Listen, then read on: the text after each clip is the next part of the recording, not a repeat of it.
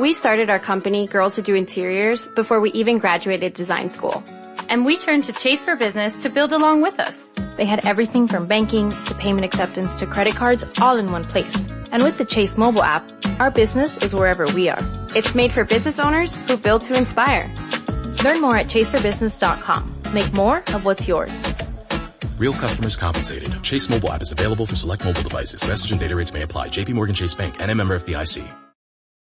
For Mervis Diamond Importers, I'm Ronnie Mervis. Once again, Mervis sets the standard for jewelry. You've got to see our new collection. Straight row diamond tennis bracelets remain a favorite. They're simple and elegant. Our neck pieces are so sexy, they're almost illegal. Imagine a perfect diamond, suspended from a delicate gold chain, resting securely in the small of her throat. What a beautiful, sensuous gift. Our magnificent diamond bands will melt her heart. The Mervis diamonds are ferociously brilliant. They seem to leap out at you. The designs are daring and rare. You'll find them at one place only, Mervis. And as for earrings, Mervis proudly shows the newest diamond ear studs, dangles, hoops, and anything else you can imagine. When you really love her, show it with Mervis Diamond Jewelry, the best there is. Two philosophies unite everything at Mervis. The finest quality and legendary Mervis value. The prices are almost too good to be true. Come see for yourself. She'll thank you forever. Mervis Diamond Importers. Financing is available. Go to mervisdiamond.com. Again, that's mervisdiamond.com or call 1-800-PER-LOVE.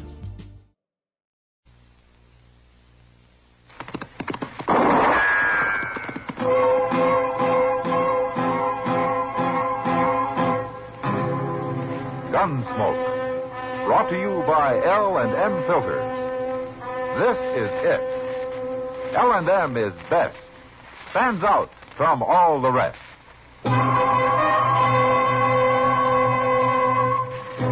Around Dodge City and in the territory on West, there's just one way to handle the killers and the spoilers, and that's with a U.S. Marshal and the smell of Gunsmoke.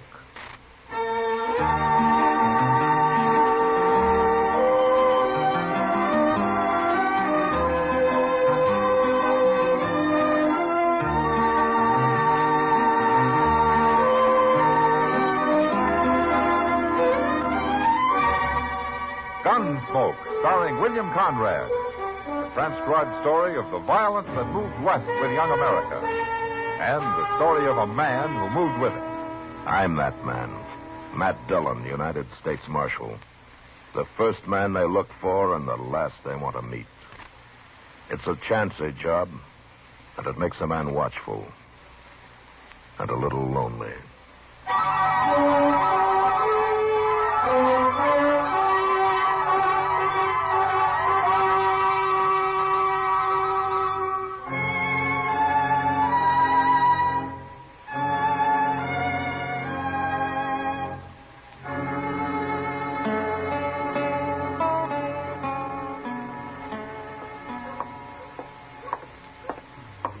Shucks.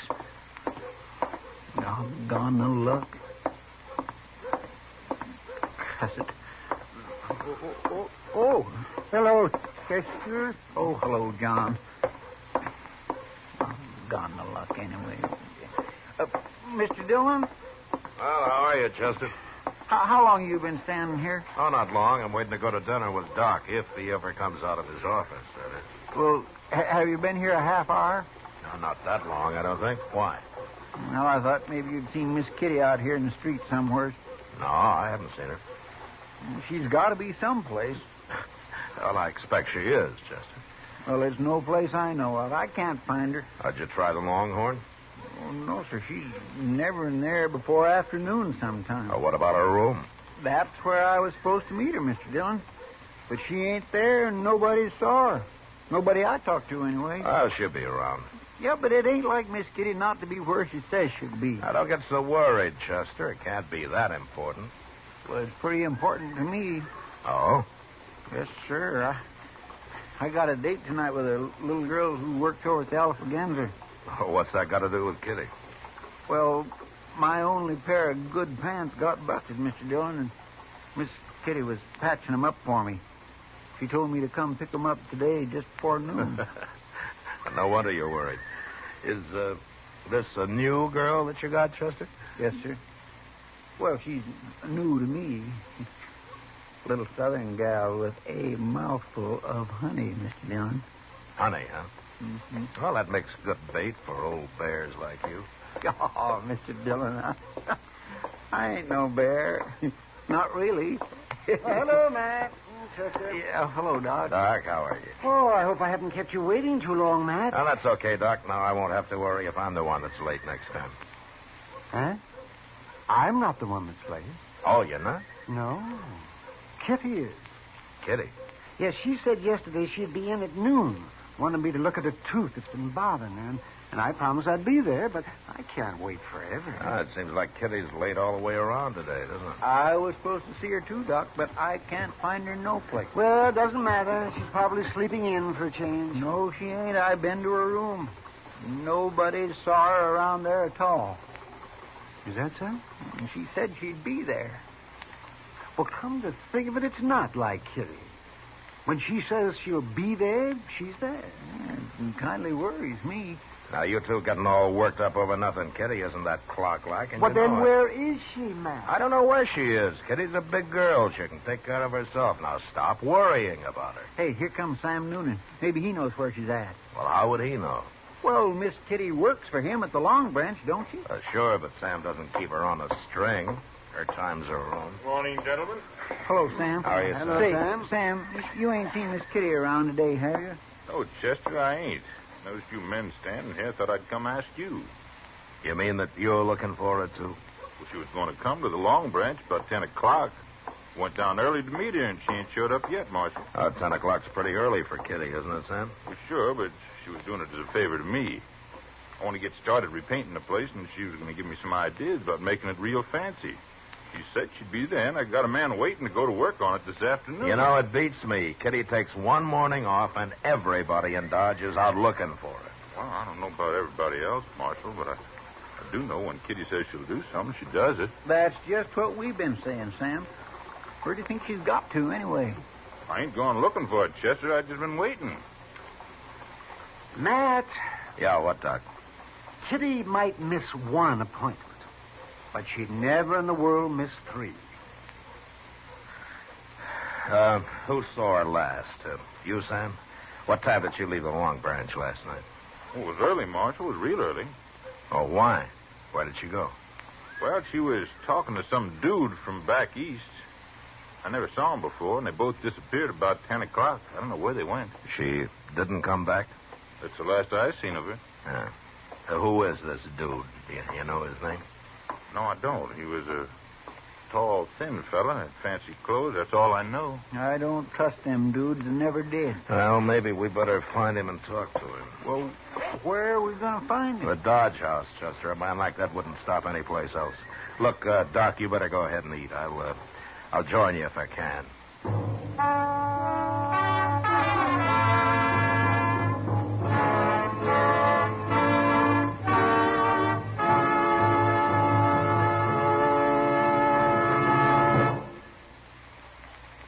We hope you're having a wonderful Christmas, that the holly and mistletoe look brighter than ever, that you're enjoying your gifts and the fun that goes with them. While you're relaxing with your holiday thoughts, I'd like to suggest one more touch that's perfect for times like this. Light up an L&M. If you're a filter tip smoker, L&M is best. Stands out from all the rest. Stands out for flavor, for effective filtration, for highest quality tobaccos. It adds up to the greatest pleasure in filter tip smoking. L&M's got everything. This is it, L&M filters, this is it. Light and mild. It's the best, L&M filters, highest quality filter tip. This is it. L&M filters, L&M filters with the miracle tip. King size or regular, L&M is best. Stands out from all the rest.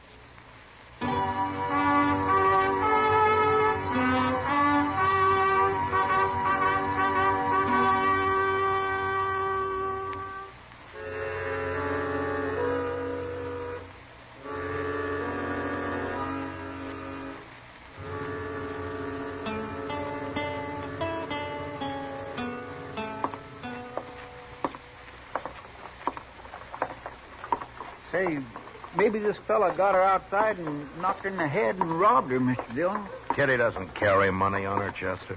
Well, she wears jewelry. She's also over 21 years old, and she's got enough sense not to let anybody knock her on the head. And if he did, I suppose somebody would have found her by now. Yeah, sure. Hey, look. There's Mr. Doby himself at the desk in there. Oh, good.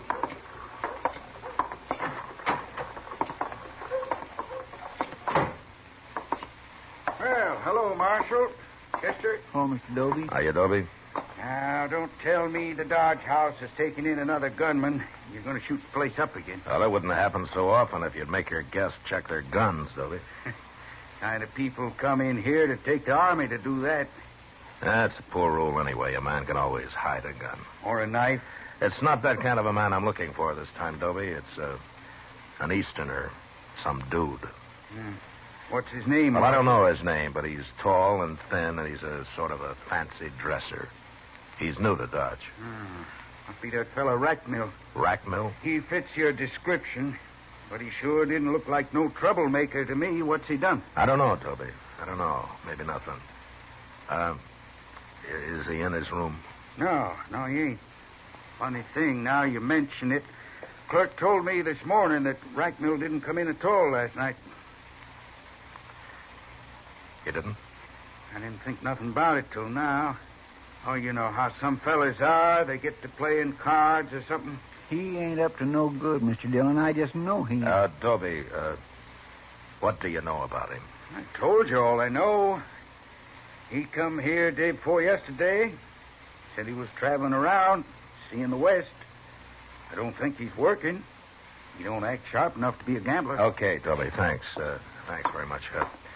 Look, if he does come in, don't say anything about my being here, will you? Not a word, Marshal. But I'll send somebody after you if you want. Good. I gotta go find that clerk. I ain't paying him for me to stand here all day. Well, what are we going to do now, Mr. Dillon? Look, I tell you, Chester, you go down and check the stage, huh? I'm going to go over to the depot, and I'll see you back at the office. You think you might have kidnapped her? Well, we'll know when we find her, Chester.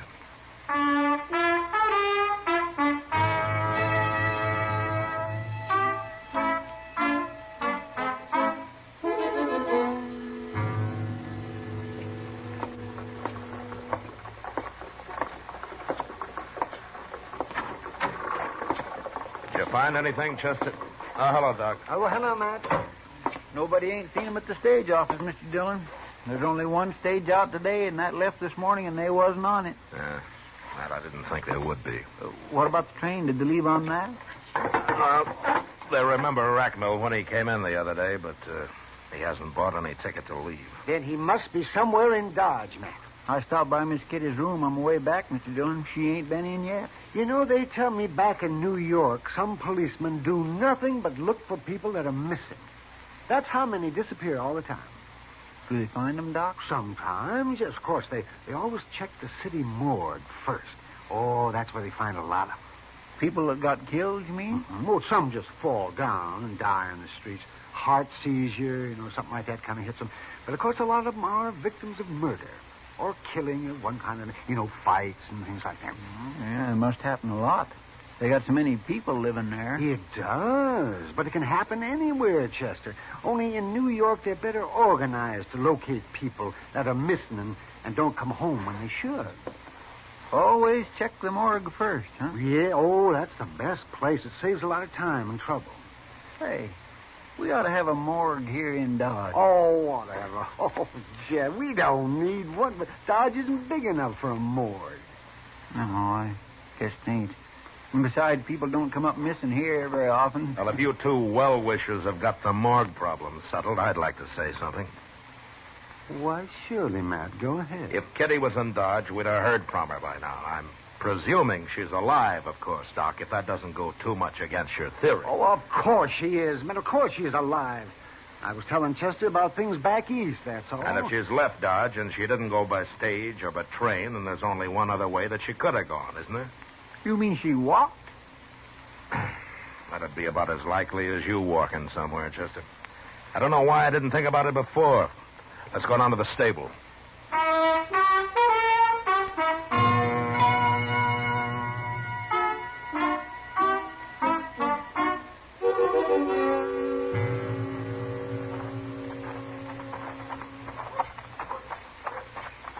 I don't know why I didn't think about them going horseback either, Mr. Dillon.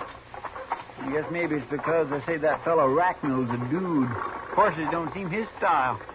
We don't know that much about him, Chester. What if he went alone? What if he didn't take Miss Kitty with him after all? Well, he can go anywhere he wants to. Alone.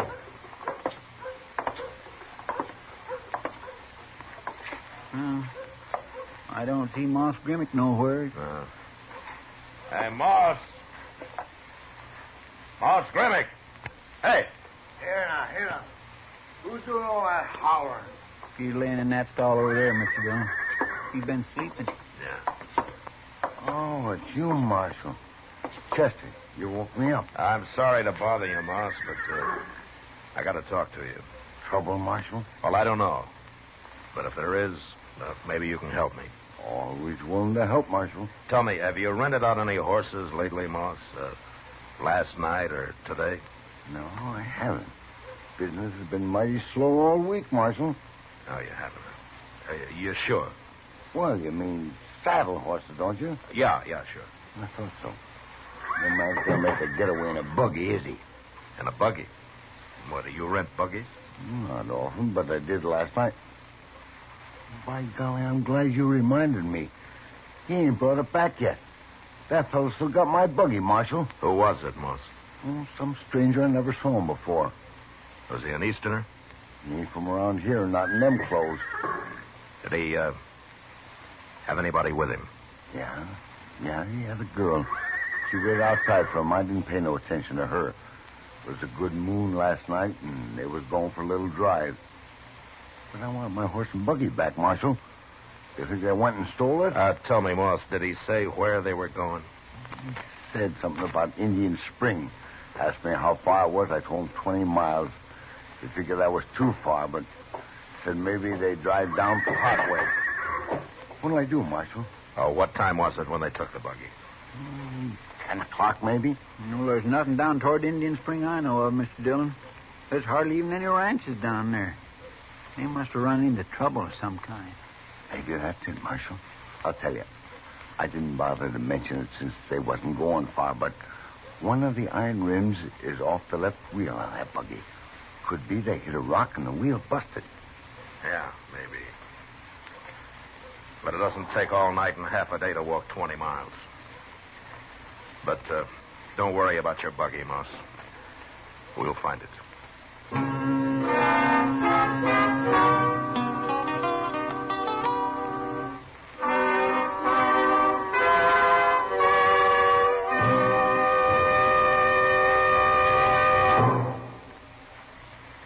Today, along with the traditional pleasures of the holiday, many a filter tip smoker has discovered a new pleasure. He's received his first carton of L&M's.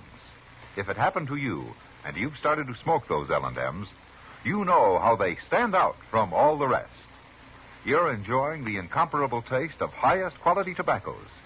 Best flavor ever to come through a filter. You've discovered that no filter compares with L&M's pure, white, easy-drawing miracle tip. Yes, if someone gave you L&M's for Christmas, you've got the best, because L&M's got everything.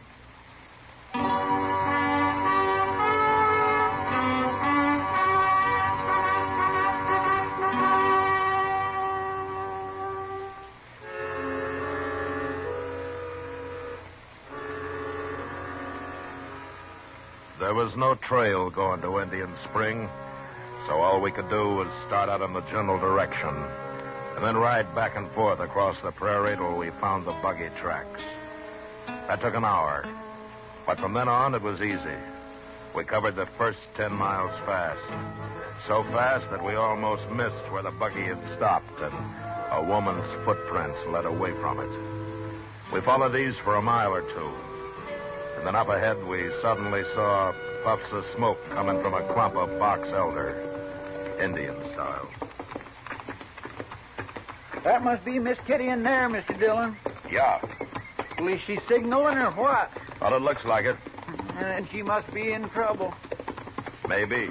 That rack mill fellow must have put her out and just left her to starve. Now, why would he do a thing like that? Well, he's not going to get far enough in that buggy for me not to ask him personally, Chester. But first, we'll take care of Kitty. There she is. She sees us. She's waving. Hi, Miss Kitty. Oh, she's all right, Mr. Dillon. She ain't hurt. Oh, look. Over evermore. She's been using a petticoat to make them smoke signals with.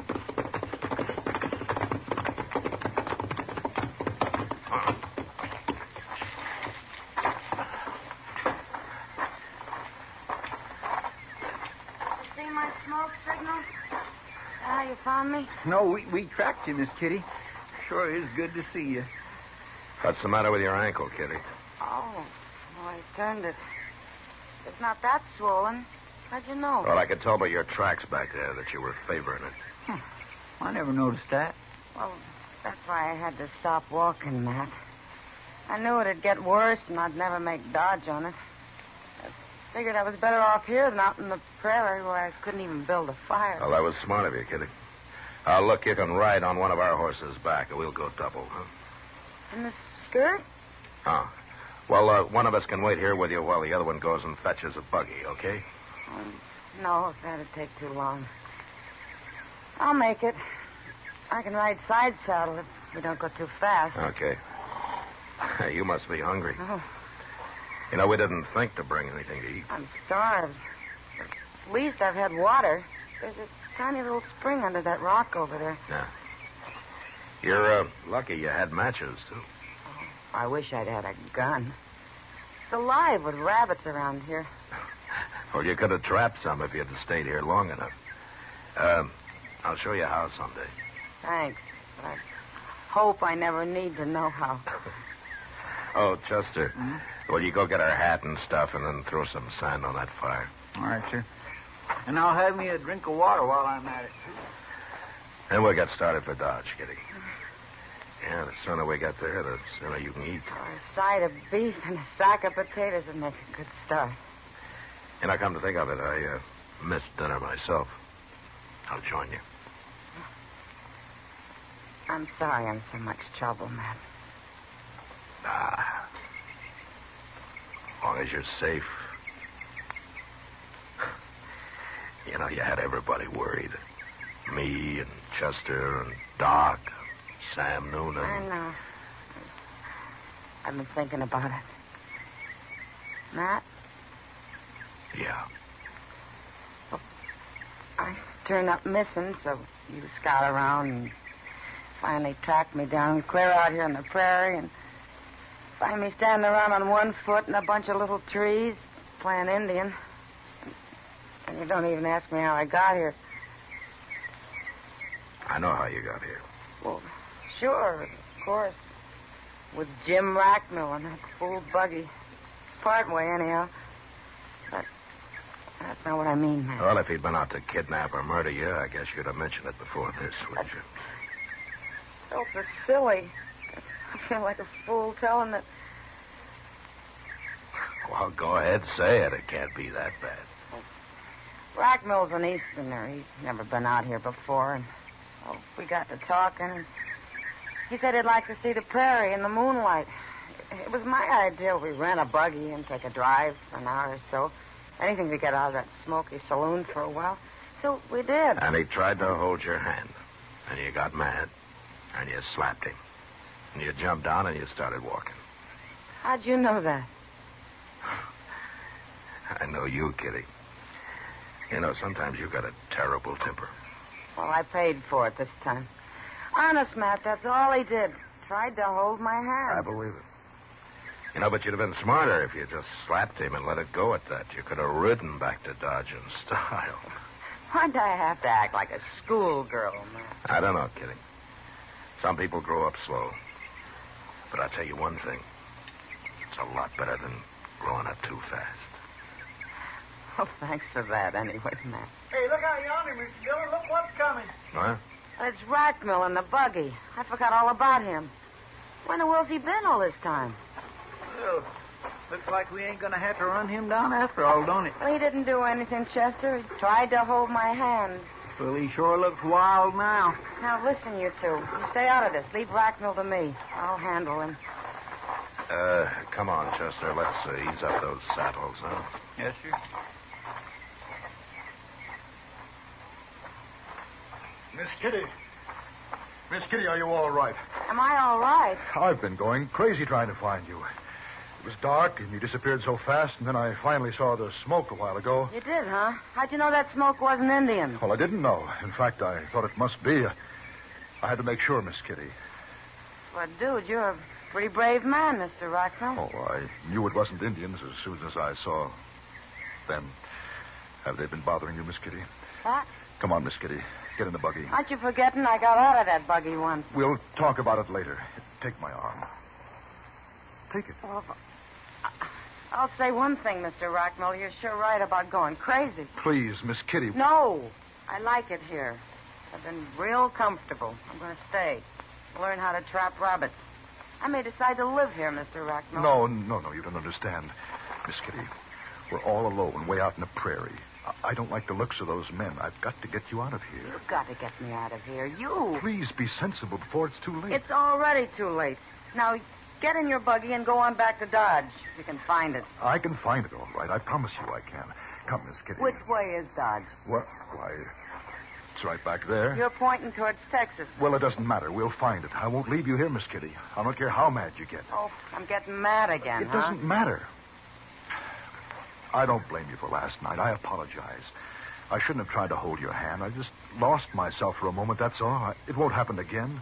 I promise you. But I am not going to leave you here. Oh, I'm sorry, Mr. Racknell. I've been unfair. I do have a bad temper, you know. Yes, I know. And you're right about those two. They are a pretty tough-looking pair, aren't they? They're coming back. As a matter of fact, they do look more like desperados than lawmen. Lawmen? Mr. Racknell, this is Marshal Dillon of Dodge City, Kansas.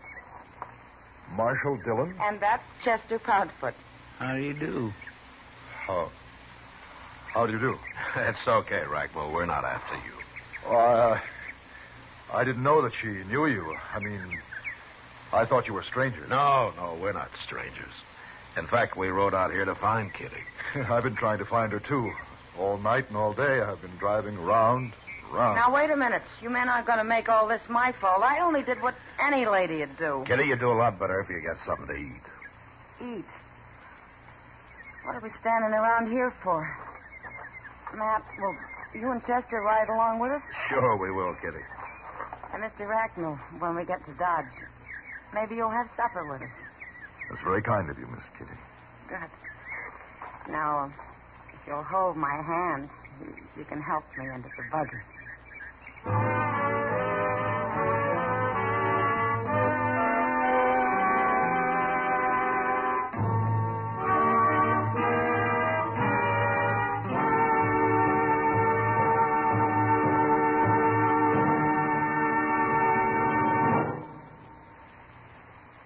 And now our star, William Conrad.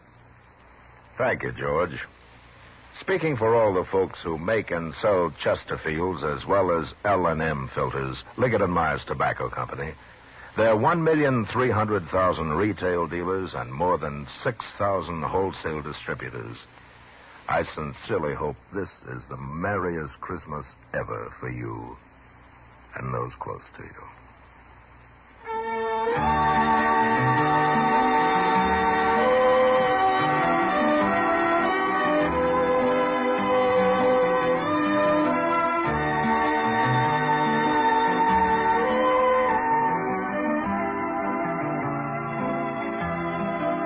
Gunsmoke, produced and transcribed under the direction of Norman MacDonald, starred William Conrad as Matt Dillon, U.S. Marshal.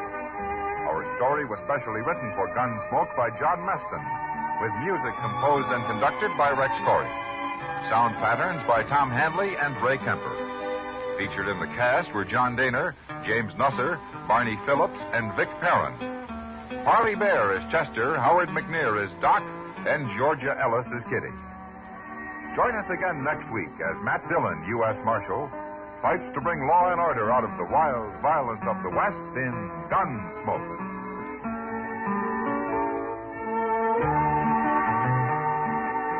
What keeps a family happy? You'll agree if you look at the happiest families you know that it takes more than Dad's paying the bills. Mostly, it's doing things together. A family outing, a backyard barbecue, or games together in the evening. These are the precious moments of family life, the shared moments. Going to worship each week is another of the good things in life for the family to share. Enrich the lives of your family. Worship together.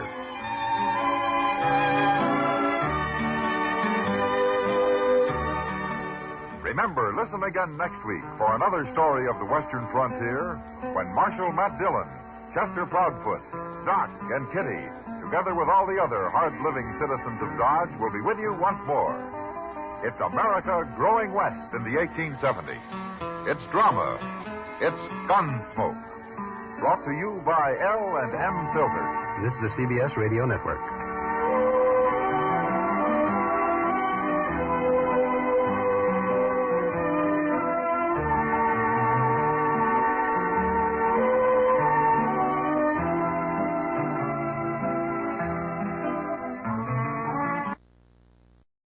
For Mervis Diamond Importers, I'm Ronnie Mervis. Nothing will flatter her more than Mervis Diamond ear studs. She'll wear them every day. It's the one essential she'll never take off. Mervis Diamond ear studs are classic. They're the ideal accessory. Our studs are brighter and flash more. That's my guarantee. It's the world-famous Mervis quality which creates that blaze of light. Mervis diamonds are so brilliant, it's rude not to stare. Mervis proudly shows the most diamond ear studs. We offer all sizes and prices. Starting at just $500 for gorgeous half carats, our unrivaled collection includes studs from modest to truly grand. The amazing thing is the Mervis value, which makes our diamond ear studs so affordable. For the rest of time, you can trade up your Mervis diamond ear studs for larger, and we'll apply the full purchase price. It's the gift that keeps on giving. Just bring your studs back whenever you're in the mood and keep moving up. All you pay is the difference. Mervis Diamond Importers. For diamond ear studs she can't live without. Financing is available. For stores, go to mervisdiamond.com. Again, that's mervisdiamond.com or call 1-800-HER-LOVE. Ah, feel the whoa with Listerine at BJ's. You can save $2.50 now on Listerine products like Total Care Anti-Cavity Fluoride Fresh Mint Mouthwash or Cool Mint Pocket Packs Fresh Breath Strips at your nearest BJ's location. Experience the feeling of a million germs zapped in seconds with Listerine. Discount available through December 24th. Save now only at BJ's.